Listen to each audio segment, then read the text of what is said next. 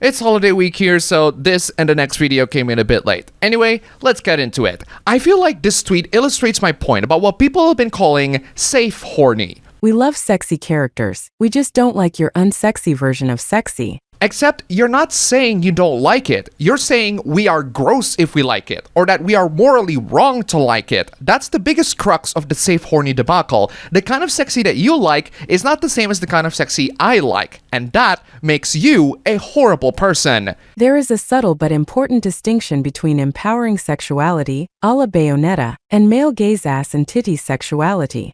Yes, there is. One is the sexualization you like, and the other is the sexualization that you don't like. The term male gaze is being used here to say that making fiction that pleases men is wrong. Anyone who says male gaze is basically saying men like it, and that's why it's wrong.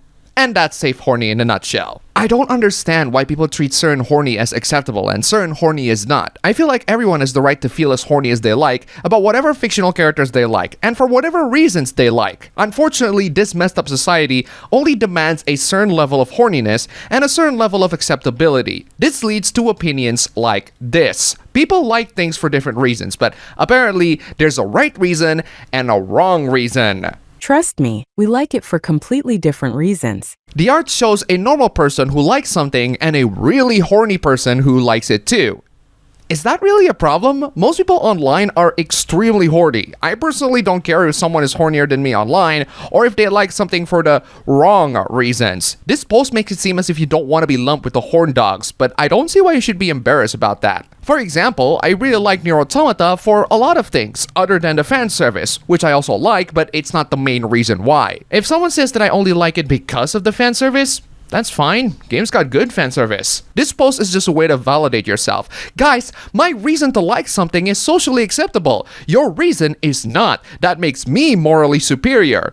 No, it just makes you dishonest and pretentious. This moral superiority over fictional content leads to people believing some awfully horrific things that are just not true and incredibly harmful for the future. This is an insane claim to make. The sexualization of women in broad strokes leads to assaults and killings. No, they don't. This is just a video games cause violence argument, except instead of video games, it's sexy fictional women. People genuinely believe all this. The sexualization of men is kind of cringe. Kind of cringe? Did you not want to say cringe because you actually enjoy them? This whole safe, horny, and sexualization discourse is just people going, this thing that I like is great. This thing that I hate is morally reprehensible. And anyone who likes it is a horrible person. I hope this helps. Can we just shoot anyone on site that says hope this helps after a condescendingly awful tweet? At least nuke the tweet? Thank you. Next, we got more people thinking that sexualization of characters will somehow lead to horrific things in the real world when it's not. Remember that IGN article from France that said the creators of Stellar Blade never saw a woman, even though the model of the character is a woman. This is the writer having a meltdown. Go tell that to the women who are hit, killed, denigrated, or who commit suicide because they cannot live up to the fictional standards expected by men.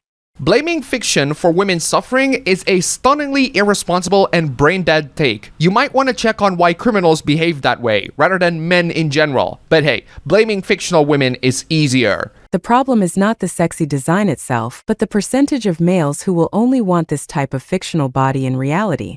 I mean, yeah, that'd be nice, but so is traveling back in time, and there are many other things that are fiction that'd be nice to have in reality. The best solution for this problem is for people to receive better education, that fiction is not reality, which is unfortunately a concept that still misses a lot of people. Before we get to the next hoopla, this video is brought to you by all these wonderful people. You guys are fantastic. If you want to see your names among these legends, then check out the links down below. Just $1, and you have supported this channel immensely. Seriously, thank you so much. And now, let's get into more sexualization discourse. This one involves the franchise that made it quite popular to the eyes of the public and infamous to the eyes of some.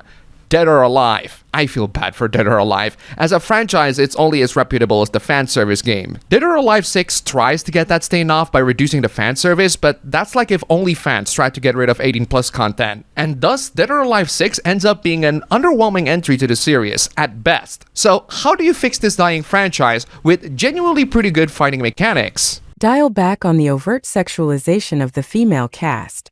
No, Dead or Alive 6 tried that, and it failed. If you really want to focus on the fighting of Dead or Alive without the fan service, there's only one way to do it.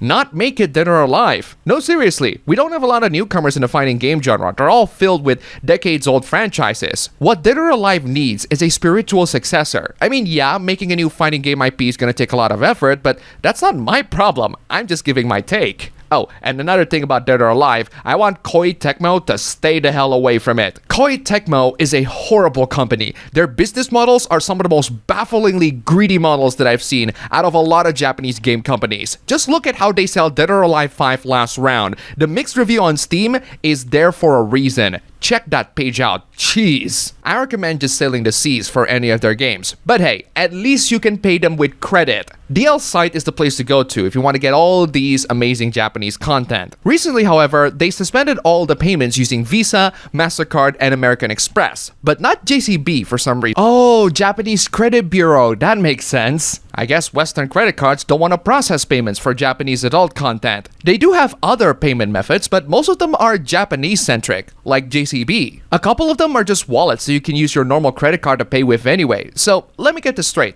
Visa, MasterCard, and American Express won't deal with DLSite directly, but if they deal with, say, Line Pay first, then it's totally okay. I can't verify if it works, but if it does, well, look on the bright side. It's more money for the Japanese people. So basically, you have to pay a little extra for a third party to process the payment. That is, if you chose the legitimate route. Thankfully, the 7 Seas are pretty vast and rich in treasures as well, so check them out. Here's a totally not smooth segue from talking about DLSite that hosts a lot of Japanese games, including visual novels, into mainstream games like Call of Duty. This is an interesting tweet. Hey weebs, your favorite 18 plus visual novel or JRPG sucks. Oh no, I can't believe how much xenophobia the evil West has for my base Japanese media. Actually, unironically, yes. And it's still true even to this day. But then, counter-argument, Call of Duty fans are chill when people say their game sucked. Huh. I don't know which timeline this person lives in, but one of the most popular discourses back in the golden age of the PS3 and Xbox 360 days was whether or not Black Ops was better than Modern Warfare 2, Infinity Ward, or Treyarch. Call of Duty fans fight quite a lot, especially with each other, but that only happens when Call of Duty is good. Call of Duty right now is universally panned. No one likes it. So if you tell the fans that it sucks, they will definitely agree with you, because it actually sucks. However, there are great 18 plus visual novels and JRPGs, so if you want to know why weebs take offense to you calling them sucks, maybe it's because they don't. If you're talking about multiplayer Call of Duty, I do not recommend any of the newer ones. Instead, I recommend Black Ops 2, easily my favorite entry in terms of multiplayer. If you got a modern graphics card, this game runs super easy, and it still looks great, even to this day. You can download the Plutonium project, which gives you custom servers and the ability to add bots. I mean, the vanilla multiplayer has bots already, but this one has better bots. So, I recommend Black Ops 2, especially if you love multiplayer with bots. It's super fun. And man, we do need more multiplayer games with bots. Those are only happening on the golden age of shooters like Unreal Tournament 04. Man, 20 years and that game is still rocking. And speaking of good old days, well, isn't this a huge development? Why are younger generations embracing the retro game revival? Because retro games are fun. The game is fun. If it's not fun, why bother? How convenient that I talk about going retro, and it seems that everyone is going retro too. I saw a post of people asking, what's the best Xbox generation? Everyone universally answered, the 360. And they're right. Retro games are fun, and they're also really cheap. You don't need a super expensive laptop or PC to play retro games. You can play a bunch of retro games even on your phone. People are going retro because they are the definition of simple and straightforward fun on a budget. If you haven't gone retro yet, this is a great time to do it, especially for Apple users. They're letting emulators in now. Thanks to retro games being cheap, easily accessible, and fun, gaming as a hobby will survive just fine.